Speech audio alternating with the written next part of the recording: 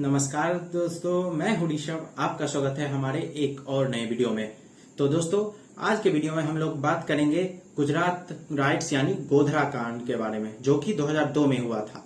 आखिर गोधरा ट्रेन कांड क्या था, हमारे साथ इस पूरे वीडियो में बने रहिए, आपको इसकी पूरी कहानी के बारे में पता चलेगा। दोस्तों, मैं आपको बता दूं कि बाबरी मस्जिद गिरने की वजह से 10 साल पहले, जिसके बाद फरवरी 2002 में एक महायज्ञ रखा गया था, जिसमें पूरे भारत से लोग पहुंचे हुए थे।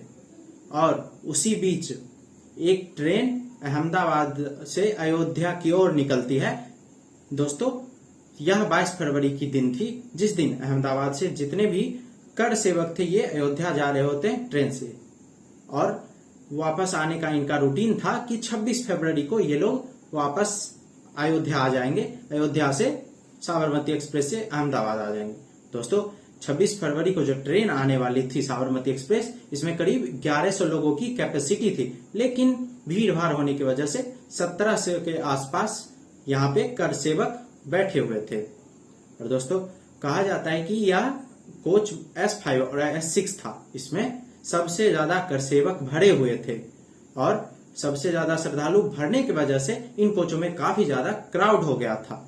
यह ट्रेन 4 बजे सुबह अहमदाबाद पहुंचने वाला था अयोध्या से, लेकिन किसी वजह से लेट होने की वजह से या गोधरा से पहले दाऊद में सुबह 6:30 बजे आके रुक जाती है।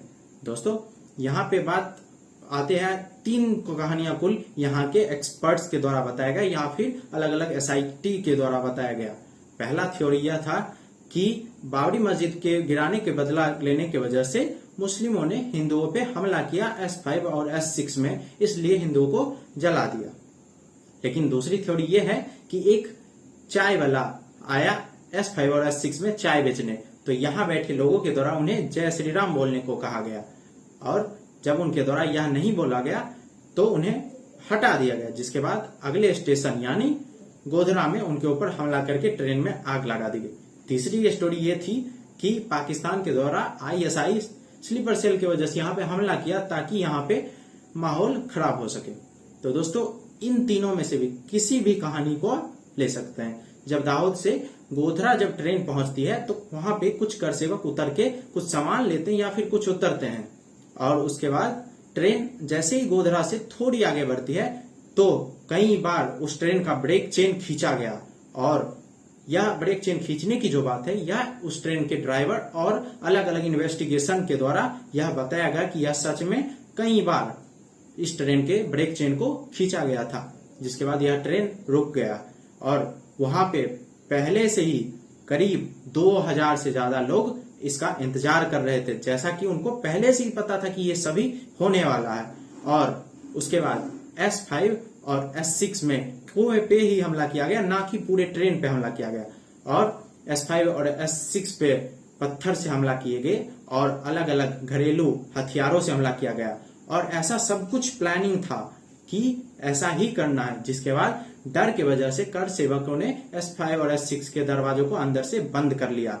और कहा जाता है कि उसी के बाद उस S5 और S6 में आग लग गई।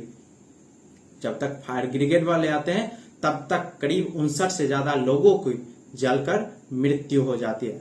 और दोस्तों, उसमें 22 मेल 27 फीमेल और कुल 10 से ज्यादा बच्चे शामिल थे। ये रिपोर्ट के अनुसार यह कहा जाता है कि जिस तरीके से बॉडी जली थी उनकी, और उसके बाद यह बात थी कि गोधरा में उस बॉडी को रखा जाना था, लेकिन VSP के द्वारा इस पूरे के पूरे बॉडी को उसी ट्रेन में लेके दोबारा अहमदाबाद पहुंचा जाता है। और जब जली हुई बॉडी अहमदाबाद पहुंच जाती है तब सभी के सभी बॉडीज को VHP को समर्पित कर दिया जाता है। VHP यानी विश्व हिंदू परिषद को समर्पित कर दिया जाता है। विश्व हिंदू परिषद के द्वारा कहा जाता है कि ये जो इवेंट अयोध्या में उनके द्वारा कराया गया, ये सभी उसी की वजह से हुआ। इन सभी बॉडी पे उनका ही हक है, जिसके बाद ये उन बॉडी को लेके वहां से चल पड़ते हैं। ये पूरे शहर के बीच से ले जाया गया खुली गाड़ियों में।